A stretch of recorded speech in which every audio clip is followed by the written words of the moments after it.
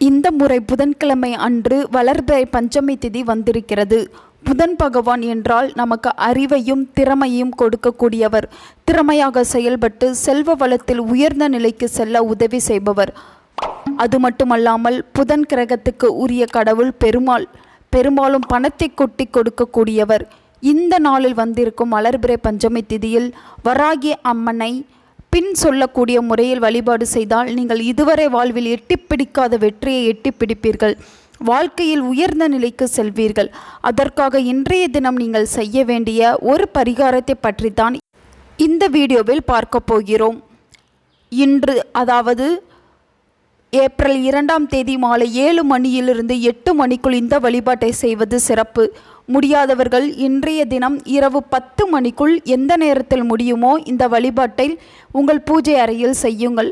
வராகியை நினைத்து பூஜை அறையில் விளக்கேற்றி வைத்துவிட்டு ஒரே ஒரு வெற்றிலையை எடுத்துக்கொள்ளுங்கள். அதில் 5 வெந்தயம் வைத்து சுருட்டி ஒரு பச்சை நிற நூல் போட்டு கட்டி கொள்ளுங்கள். வெற்றிலை வெற்றியை கொடுப்பது. வெந்தயம் புதன் பகவானுக்குரிய தானியம்.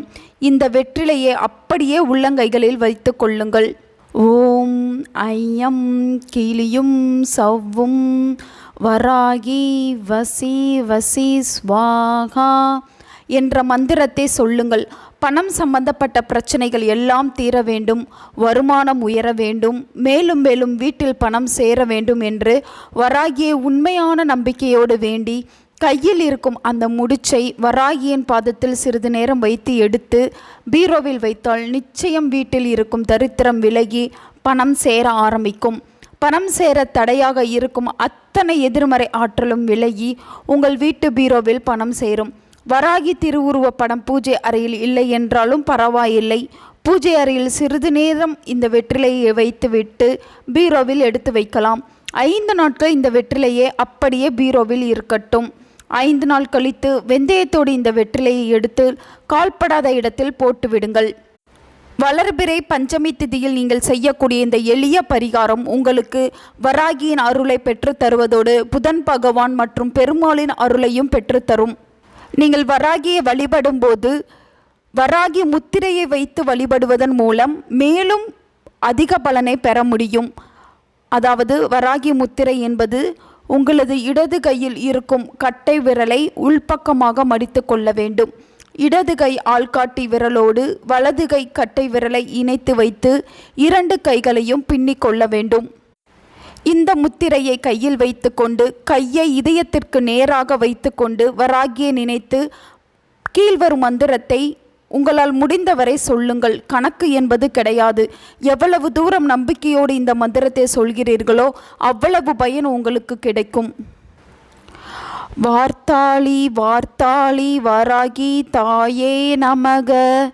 எல்லோராலும் எல்லா சமயத்திலும் உச்சரிக்கக்கூடிய வராகி மந்திரம் இதுதான். இன்றைய தினம் இந்த மந்திரத்தை உச்சரித்து பார்க்கும்போதே நீங்கள் வராகி தாயை உணர்வீர்கள். வீட்டில் கட்டாயம் வராகியின் உருவப்படம் இருந்தால்தான் இந்த வராகி வழிபாடு செய்ய வேண்டும் என்ற எந்த அவசியமும் இல்லை. மனதில் வராகியை நினைத்து கொண்டு இந்த மந்திரத்தை உங்களால் எவ்வளவு எண்ணிக்கையில் உச்சரிக்க முடியுமோ அவ்வளவு எண்ணிக்கையில் உச்சரித்து கொள்ளுங்கள்.